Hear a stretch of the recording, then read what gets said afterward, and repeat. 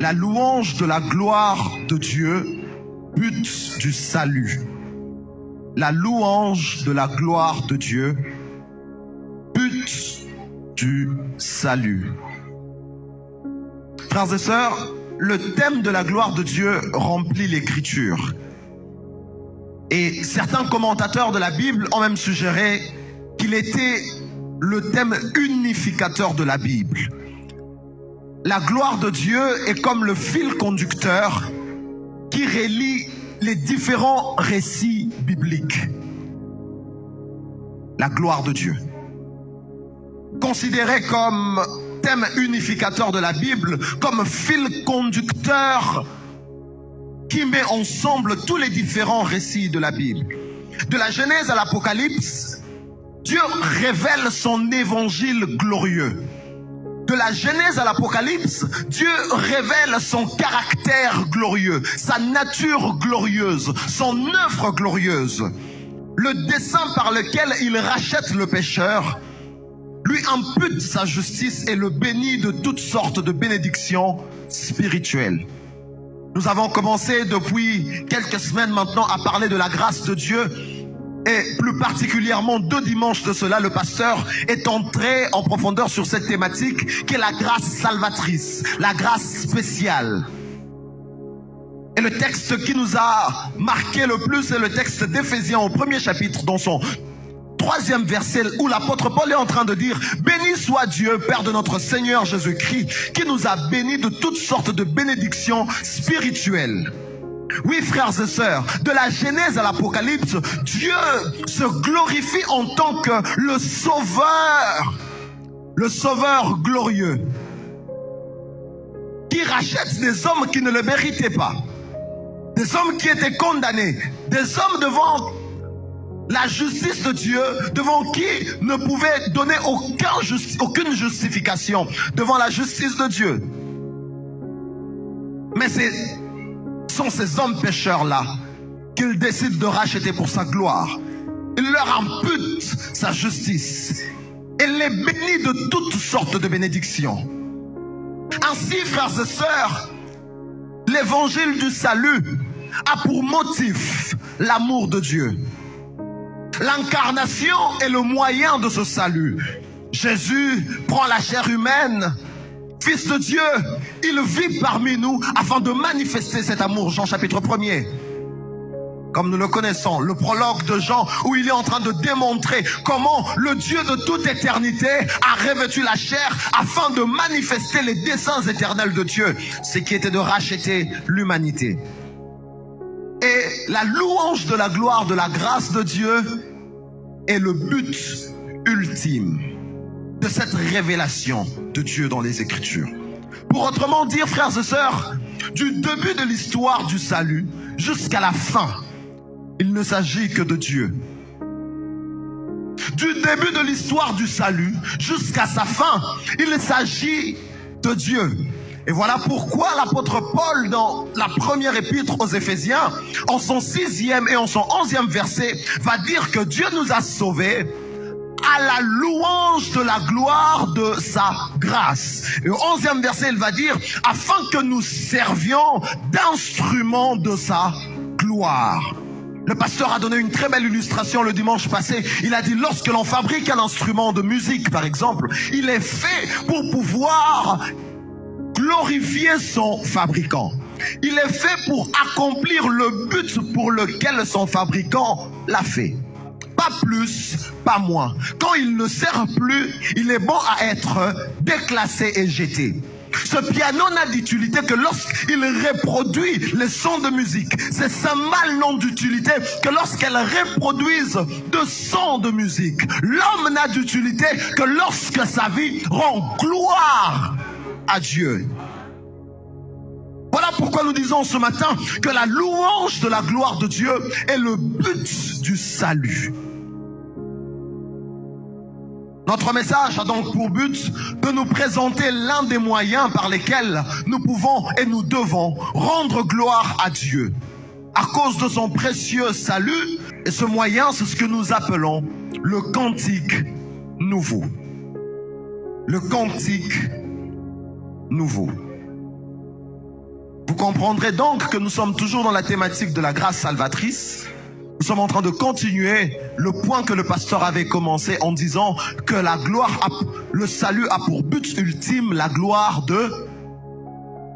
Ainsi, si notre salut a pour but ultime la gloire de Dieu, nous devons donc voir les moyens par lesquels nous pouvons lui rendre gloire à cause de ce salut. Il y a un commentateur biblique qui a dit que Dieu est comme le soleil et l'homme est comme la lune.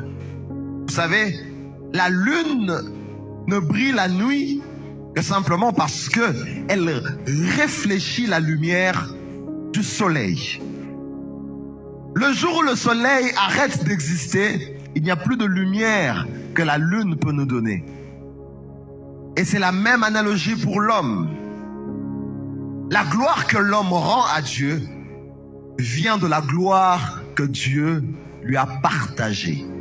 Parce que le Seigneur a fait luire sa lumière sur l'homme, ainsi l'homme aussi maintenant peut lui renvoyer cette lumière, cette gloire. Et ce moyen, ce matin, par lequel nous pouvons rendre gloire à Dieu, parce que la gloire de Dieu, la gloire de Dieu est parfaite. Une question peut se poser, mais Dieu est parfait, Dieu ne manque de rien. Comment donc rendre gloire à Dieu? Serait-ce rajouter une partie à la gloire de Dieu? Non, nous ne rajoutons pas à Dieu de la gloire. Il a sa gloire et sa gloire suffit éternellement. Dieu est indépendant, il n'a pas besoin de quoi que ce soit. Mais nous ne faisons que lui rendre la gloire qu'il nous a communiquée par son Fils Jésus. Et nous avons dit l'un de ces moyens en introduction est le cantique nouveau. Frères et sœurs, l'une des grandes distinctions du christianisme d'avec le monde est la musique.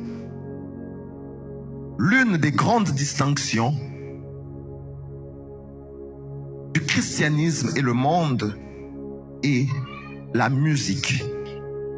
L'une des choses qui différencie le christianisme authentique de la mondanité, c'est la musique. Et ce que j'aime dans les Écritures, c'est que la musique chrétienne a un qualificatif particulier. Il est dit nouveau. Lorsque l'on parle de la musique dans la Bible, très souvent il y a un qualificatif qui revient. Il est nouveau. La question donc qui va se poser à nous, et notre enseignement va se structurer sur 3 points. Permettez-moi de faire ce petit rebond en arrière. Premièrement, nous allons répondre à la question « Pourquoi cantique nouveau ?» Pourquoi cantique nouveau? Deuxièmement, nous allons répondre à la question « Comment chanter le cantique nouveau ?» Comment donc le chanter? Et troisièmement, nous allons aborder 2 vérités eschatologiques autour de la musique. 2 vérités eschatologiques autour de la musique. Ensuite, nous conclurons notre message de ce matin. Premièrement donc, nous répondrons à la question et nous répondons à la question « Pourquoi cantique nouveau ?» Nous n'avions pas encore lu de texte biblique. Je nous invite donc à ouvrir nos Bibles dans le livre de Psaume au premier verset, au 40e chapitre, en son premier verset. Psaume chapitre 40, du 1er au 4e verset. Psaume chapitre 40 du 1er au 4e verset. Pour ceux qui le peuvent, je nous demanderai de nous tenir debout afin d'honorer la parole du Seigneur, comme il est de coutume. Psaume chapitre 40, versets 1er à 4, nous lisons la parole du Seigneur au chef des chantres de David, psaume. J'avais mis en l'Éternel mon espérance et il s'est incliné vers moi. Il a écouté mes cris. Il m'a retiré de la fosse de destruction, du fond de la boue. Et il a dressé mes pieds sur le roc. Il a affermi mes pas. Il a mis dans ma bouche un cantique nouveau, une louange à notre Dieu. Beaucoup l'ont vu et ont eu de la crainte, et ils se sont confiés en l'Éternel. Nous pouvons nous rasseoir pendant que nous lisons aussi le psaume 96, psaume 96, du 1er au 3e verset. Psaume chapitre 96, de 1 à 3. psaume 96, de 1 à 3, la parole du Seigneur déclare: chantez à l'Éternel un cantique nouveau. Chantez à l'Éternel, vous tous habitants de la terre. Chantez à l'Éternel, bénissez son nom. Annoncez de jour en jour son salut. Racontez parmi les nations sa gloire, parmi tous les peuples ses merveilles. Parole du Seigneur. Pourquoi cantique nouveau? Telle est la question qui nous est posée ce matin. Nous disons que l'un des moyens par lesquels nous rendons gloire à Dieu à cause de son salut, c'est en lui chantant un cantique, mais un cantique qui est nouveau. Parce que à ces nouvelles créatures, Dieu donne un chant nouveau. À ces nouvelles créatures, Dieu accorde un chant différent, un chant distinctif, un chant plus pur et plus beau que tout ce que le monde peut produire. Aux âmes qu'il rachète, aux âmes à qui il fait voir son salut, Dieu ne s'arrête pas qu'à leur donner la grâce du salut, mais il place dans leur bouche, il place dans leur cœur un cantique nouveau. Le psalmiste le dit, David dit: il m'a retiré de la fosse, de la destruction, du fond de la boue, qui est l'image du péché, qui est l'image de la mort éternelle. Prophétiquement, David est en train d'écrire ce psaume en parlant des justes qui seraient rachetés par Dieu, par sa grâce. Et il dit: de la boue dans laquelle j'étais, il m'a retiré. De la fosse de la destruction préparée pour l'enfer, il m'a pris. Et il ne s'est pas arrêté là. Il a mis dans ma bouche un cantique nouveau. Un cantique nouveau. Une louange à notre Dieu. Beaucoup l'ont vu et ont eu de la crainte, et ils se sont confiés à l'Éternel. Frères et sœurs, aucune chanson que nous avions chantée dans le monde ne peut être comparée à celle que notre âme chante lorsque nous sommes sauvés. Aucune chanson que nous avions chantée dans le monde n'a d'équivalent au cantique nouveau que Dieu place dans nos cœurs lorsqu'il nous régénère, lorsque nous sommes sauvés. Car dorénavant, nous reconnaissons la gloire éternelle de Dieu manifestée dans son œuvre salvatrice. Il est important de comprendre cela, frères et sœurs. La gloire de Dieu, elle est visible, même à l'œil nu. Paul le dit dans Romains chapitre 1er, de 18 à 20. Les perfections de Dieu, sa puissance éternelle, elles sont visibles même à l'œil nu lorsque nous contemplons l'univers. Tout homme peut louer Dieu à cause de sa puissance, à cause de ses belles œuvres. Mais il y a un cantique qui est réservé aux rachetés. C'est le cantique qui découle de la connaissance de Christ. Lorsque l'on reconnaît l'état de péché dans lequel nous étions, la boue dans laquelle nous étions, et nous voyons le Dieu saint, parfait, unique, lui qui n'a point connu de péché.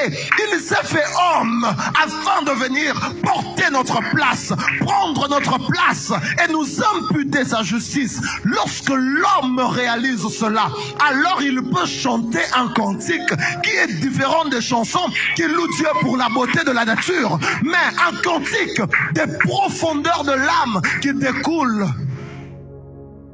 du salut. Le cantique nouveau. Voyez-vous, même les anges, lorsque le Fils de Dieu éternel naît sur la terre, ils sont tellement émerveillés par le plan de Dieu qu'ils sont poussés à chanter. Ils se disent, il y a une œuvre merveilleuse qui est sur le point de s'accomplir. Ils quittent les cieux, ils viennent se joindre aux hommes afin de chanter. Un enfant nous est né, un fils nous est donné.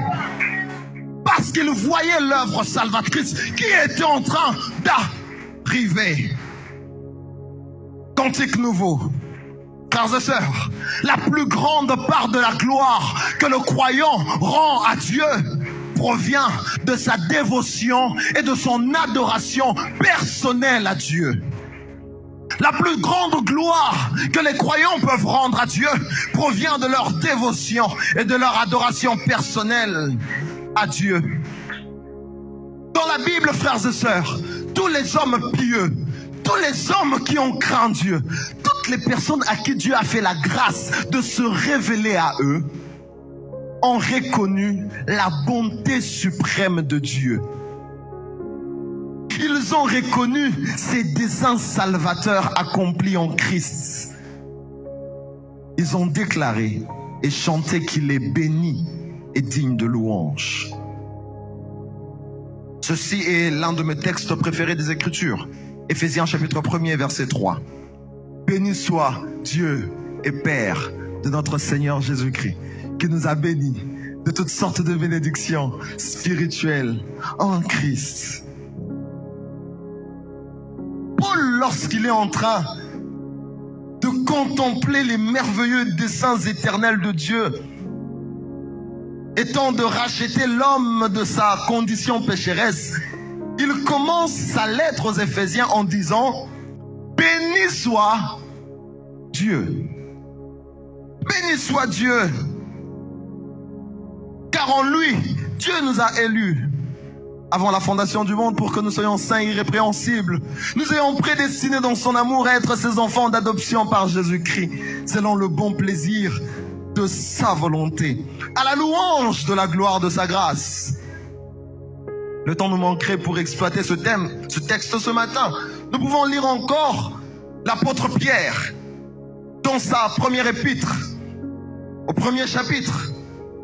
Il dit « Béni soit Dieu, le Père de notre Seigneur Jésus-Christ, qui selon sa grande miséricorde nous a régénérés pour une espérance vivante par la résurrection de Jésus-Christ d'entre les morts, pour un héritage qui ne se peut ni corrompre, ni souiller, ni flétrir, lequel vous est réservé dans les cieux. » Frères et sœurs, tous les hommes pieux, tous les hommes qui ont expérimenté la grâce ont déclaré que Dieu est digne de louange, digne de louange. Ils l'ont déclaré béni. Psaume chapitre 149, verset 1er. Louez l'Éternel, chantez à l'Éternel un cantique nouveau, chantez ses louanges dans l'assemblée des fidèles. Chantez ses louanges dans l'assemblée des fidèles. Chantez à l'Éternel un cantique nouveau. Frères et sœurs, lorsque nous nous rassemblons dans l'église, nous avons pour but de chanter à l'Éternel le cantique des rachetés. De chanter à l'Éternel le cantique de la gloire de sa grâce. En d'autres termes, nous avons pour mission, pour devoir de célébrer Dieu à cause de son salut. Nous ne pouvons pas venir à l'église et lorsqu'il est question de louer l'Éternel, lorsqu'il est question de chanter, nous sommes assis comme si nous étions en conflit avec Dieu. Comme si nous étions en conflit avec Dieu. C'est un ordre dans les Écritures. Chantez. La Bible n'a pas dit, voyez si vous pouvez chanter. Si vous êtes dans la joie ce jour-là, chantez. Si vous êtes triste, ne chantez pas. La Bible n'a pas dit, regardez si vous avez des bénédictions matérielles, là vous pouvez chanter. Si vous manquez l'exaucement de vos prières, ne chantez pas. La Bible a dit, chantez à l'Éternel un cantique nouveau. Dans l'assemblée des saints, chantez ses louanges. Psaume chapitre 33, de 1 à 3. Psaume chapitre 33, de 1 à 3. Juste, réjouissez-vous en l'Éternel. La louange sied aux hommes droits. La louange sied aux hommes droits. Célébrez l'Éternel avec la harpe. Célébrez-le sur le luth à 10 cordes. Aujourd'hui, on aurait dit, célébrez-le avec la harpe, célébrez-le avec la guitare, avec le piano, célébrez-le, chantez-lui un cantique nouveau, faites retentir vos instruments et vos voix, faites retentir vos instruments et vos, voilà. Frères et sœurs, la Bible nous exhorte lorsque nous sommes dans l'assemblée des justes à élever nos voix et à chanter le Seigneur. Ce n'est pas du ressort de ceux que nous appelons ici adorateurs. Les adorateurs ne sont pas ceux qui sont ici. Les adorateurs, c'est l'ensemble de ceux qui sont rachetés pour la gloire de Dieu, à la louange de sa gloire. Vous et nous, ayant été régénérés, nous sommes devenus des adorateurs de Dieu, instruments de la gloire de Dieu parmi les nations. Nous avons le devoir de publier ce louange. Frères, c'est à nous, sœurs, c'est à nous qui avons reçu le salut de Dieu et qui avons fait l'expérience de ses œuvres merveilleuses que revient la tâche de lui rendre gloire. Un païen ne peut pas rendre gloire à Dieu pour le salut. D'ailleurs, il est ennemi de Dieu. Il ne connaît pas les choses de Dieu, car c'est spirituellement que l'on en juge. Il est en conflit avec Dieu. D'ailleurs, il considère Dieu injuste. Comment rendra-t-il gloire à Dieu? Il est donc de notre responsabilité à nous, nous ses élus, nous ses choisis, nous ses amis, nous ses fils. Il nous a donné son esprit. Oh, je fais un bond en avant sur le message. Frères et sœurs, nous chantons parce que nous avons été justifiés. Nous ne chantons pas d'abord parce que j'ai reçu le mariage, j'ai reçu le travail, j'ai reçu un enfant. Si tu n'as pas reçu cela, tu ne vas pas chanter. Lorsque la mauvaise raison est placée, on ne sait plus chanter le cantique nouveau. Mais lorsque la bonne raison y est, en toutes circonstances, rendez grâce à Dieu, car c'est la volonté de Dieu à votre égard. Nous chantons parce que nous avons été justifiés. Parce que nous avons été purifiés de nos péchés et que nous sommes devenus participants de la sainteté même de Dieu. Personne, alors personne, si ce n'est le chrétien, n'a de meilleure raison de chanter. Il y a quelqu'un qui ne l'a pas compris. Je leur ai dit, nous pouvons être, actuellement nous sommes combien dans le monde? Près de plus ou moins 7-8 milliards. Sur le 8 milliards plus ou moins d'habitants sur la Terre, le seul groupe d'individus qui a les bonnes raisons, les raisons logiques et parfaites de chanter, ce sont les chrétiens. Nous le verrons dans la suite. Prenons Éphésiens chapitre 5 verset 18. Éphésiens chapitre 5 verset 18.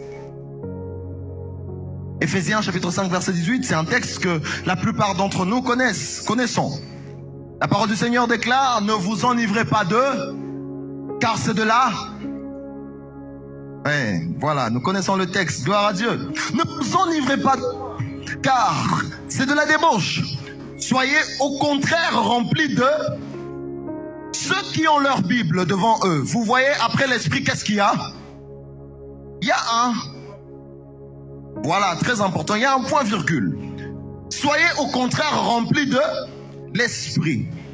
Entretenez-vous par des psaumes, par des hymnes et par des cantiques spirituels, chantant et célébrant de tout votre cœur les louanges du... On va même continuer au verset 20.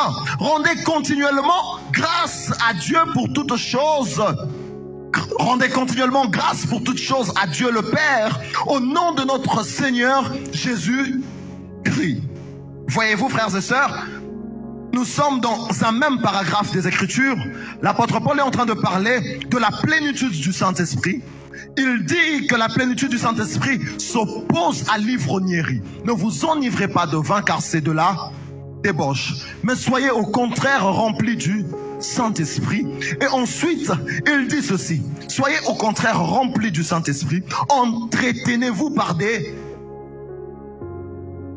Le chant est si intimement lié à notre nouvelle nature que l'apôtre Paul l'associe au fait d'être rempli du Saint-Esprit. En d'autres termes, la vie remplie de l'Esprit produit de la musique. Voilà pourquoi Dieu a pris le temps de faire écrire aux hommes tout un livre appelé Psaume. Parce que la vie remplie de l'Esprit produit de la musique. Frère, que vous ayez une belle voix, Que vous ne sachiez pas chanter, là n'est pas le problème. Le chrétien rempli de l'esprit est un chrétien qui chante. Même si vous n'avez pas la voix de je ne sais qui, de cette belle voix-là que vous enviez, ce n'est pas un problème pour Dieu. Il vous a rempli de son esprit afin que vous puissiez chanter un cantique nouveau. Quand le croyant marche par l'esprit, il possède une joie intérieure qui s'exprime en musique. Dieu met de la musique dans l'âme, puis sur les lèvres de ses enfants qui lui obéissent. Cantique nouveau, parce que c'est Dieu qui le met dans le cœur du croyant, dans le but que l'homme le lui rende.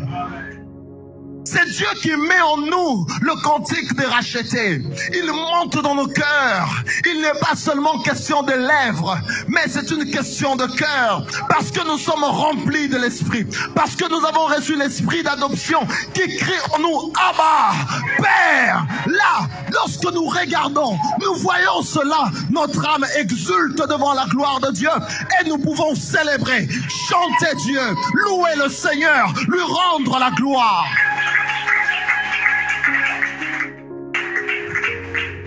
Comment donc chanter? Comment donc chanter ce cantique nouveau? Quelqu'un va se dire, bon, le frère, c'est un musicien. Sûrement, il nous attendait là au tournant. Il veut nous décourager, il veut commencer à donner des notions de solfège. Non, frères et sœurs, j'aime ce que Jésus a dit. Jésus a simplifié les choses, voyez-vous. Il était à une époque où c'était aux Lévites, une catégorie de personnes qui avaient pour but de jouer aux instruments et de rendre la gloire à Dieu.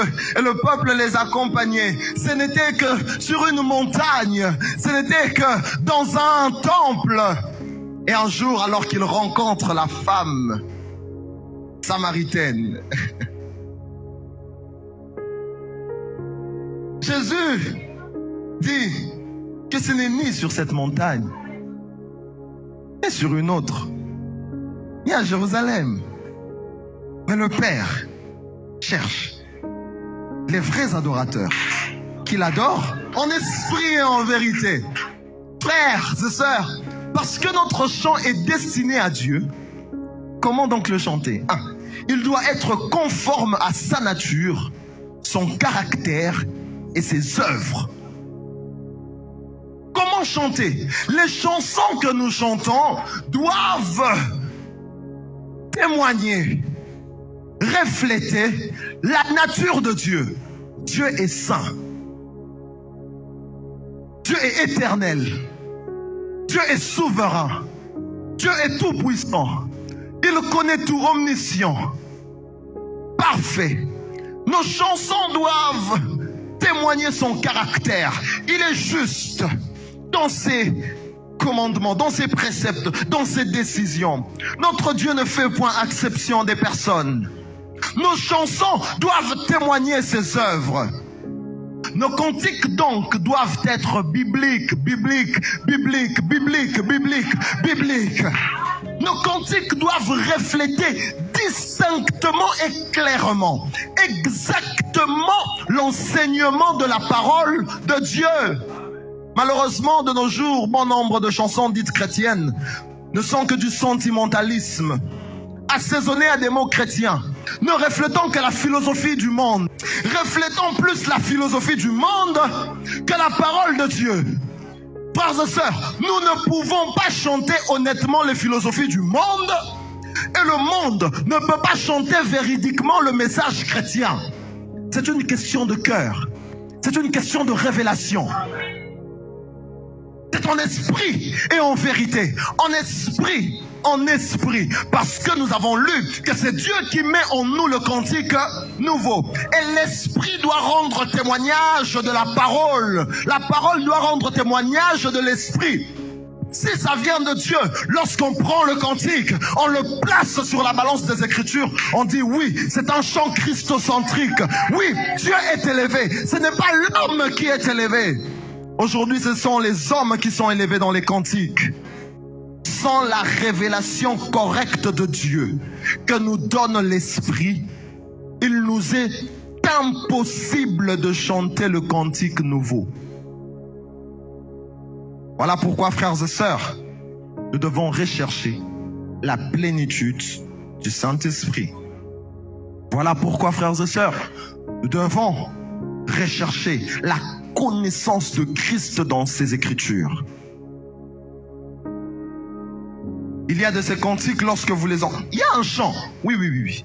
Il y a un chant actuellement sur les réseaux sociaux, sur TikTok. Peut-être que plusieurs ici ont déjà fait des challenges avec. Vous aimez cela, vous êtes en train de danser. Vous vous dites, oh voilà une belle chanson de Dieu. Dieu n'a pas fini d'écrire sa Bible.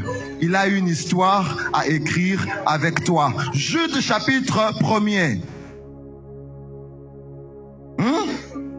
Frères et sœurs, je vous encourage à combattre pour la foi qui nous a été communiquée une fois pour l'apôtre Paul. Si un homme galate, un homme ou un ange venait à vous avec un autre évangile qui le soit, frères et sœurs, la Bible, elle a été écrite une fois pour toutes. Dieu n'a pas de nouvelle Bible à écrire avec vous. Non, Dieu a un témoignage à vous donner, oui.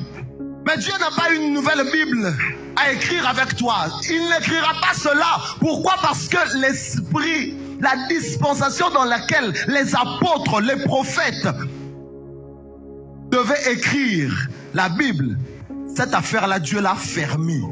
Il l'a clos. Le canon est clos. Voilà pourquoi les théologiens vont même à dire que les apôtres et les prophètes bibliques n'existent plus. Parce que Dieu leur avait accordé le devoir et la responsabilité de nous donner ceci. Et quand ils ont fini leur tâche, Dieu a dit, ok, vous, passez.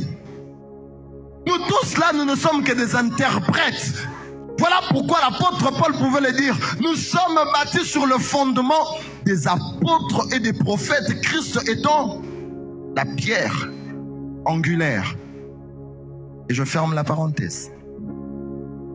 Troisième point, vérité eschatologique concernant la musique. Et c'est par là que nous allons chuter, frères et sœurs. Vérité eschatologique concernant la musique. Des vérités eschatologiques. Et j'ai beaucoup aimé ce point. Concernant la musique. Premièrement, la musique du monde s'arrêtera un jour. La musique du monde... Oh, j'ai fermé ma Bible. Oui, Dieu a fermé sa Bible. Il n'a plus de nouvelle Bible à écrire. 1 Jean chapitre 1 verset 15 à 17. 1 Jean chapitre 2, mes excuses. Verset 15. N'aimez point le monde ni les choses qui sont dans le monde. Si quelqu'un aime le monde, l'amour du Père n'est point en lui. Car tout ce qui est dans le monde, la convoitise de la chair, la convoitise des yeux et l'orgueil de la vie ne vient pas du Père, mais vient du... Et le monde et sa convoitise, mais celui qui fait la volonté de Dieu demeure éternellement. Nous allons rapidement dans Apocalypse chapitre 18 verset 22. Apocalypse chapitre 18 verset 22. La parole du Seigneur déclare ceci. Et l'on n'entendra plus chez toi le son des joueurs de harpe, des musiciens, des joueurs de flûte et de joueurs de trompette. On ne trouvera plus chez toi aucun artisan d'un métier quelconque. On n'entendra plus chez toi le bruit de la meule. Nous allons pour un dernier texte dans Ézéchiel chapitre 26. Ézéchiel chapitre 26, avant le livre de Daniel. Ézéchiel chapitre 26, verset 13. La parole du Seigneur déclare.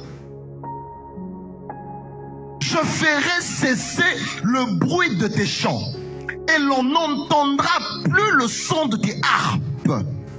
Voyez-vous, frères et sœurs, lorsque Dieu est en train de déclarer les vérités eschatologiques concernant la musique, Dieu est en train de déclarer sa sentence sur le monde. Il dit que l'on n'entendra plus en enfer le son de la musique. On n'entendra plus en enfer le son d'un quelconque instrument. Ce qui veut dire que toutes les chansons du monde ici cesseront. Parce que la musique du monde et la musique de Satan, elle cessera un jour pour ne plus être entendue. Voyez-vous, les impies, ceux qui seront condamnés à l'enfer, n'auront même pas le droit de chanter leur propre musique. Il y a une séduction du diable qui dit Tondimi la biso to keneli felo pokuna Michael Jackson a Rosala taboulé à Kozala tokoyemba na biso. C'est parce que vous ne lisez pas votre Bible. Je ferai cesser le bruit de tes instruments. Là-bas, il n'y aura que des cris et des grincements des pleurs éternels. Et la deuxième vérité pour chuter, Apocalypse chapitre 5 verset 11 à 14. Apocalypse chapitre 5 verset 11 à 14. Apocalypse 5, 11 à 14. Je regardai et j'entendis la voix de beaucoup d'anges autour du trône et des êtres vivants et des vieillards, et leur nombre était des myriades et des milliers de milliers. Ils disaient d'une voix forte, l'agneau a été immolé et digne de recevoir la puissance, la richesse, la sagesse, la force, la gloire, l'honneur et la louange, et toutes les créatures qui sont dans le ciel, sur la terre, sous la terre, sur la mer, et tout ce qui s'y trouve. Je les entendis qui disaient à celui qui est assis sur le trône, à l'agneau, soit la louange, l'honneur, la gloire et la force au siècle des siècles.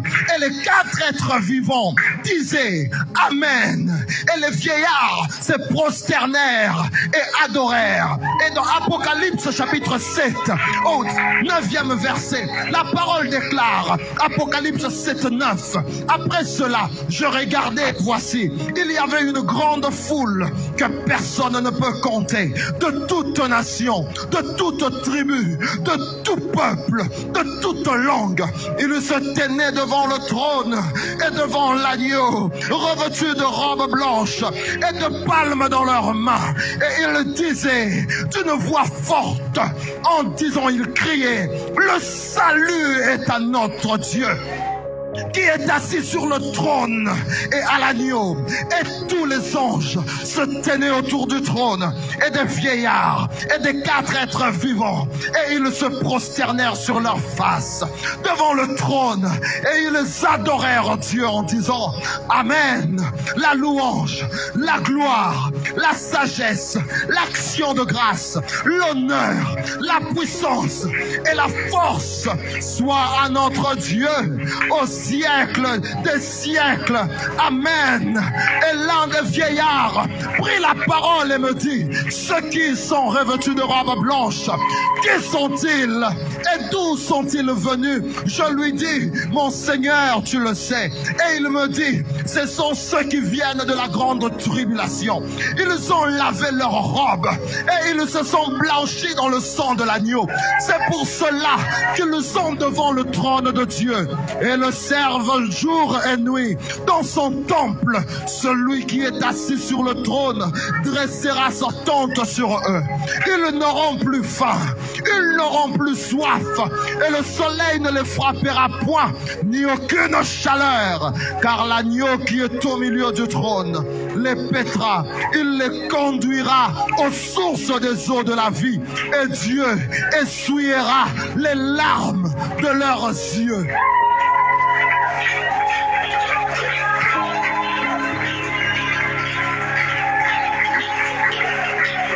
Est-ce que nous pouvons rendre gloire à Dieu pour le salut? Est-ce que nous pouvons nous mettre debout et louer le Seigneur pour le salut, pour sa gloire qu'il a manifestée, dans sa grâce révélée en Jésus? Est-ce que des louanges peuvent monter ce matin vers l'agneau immolé avant la fondation du monde pour nous?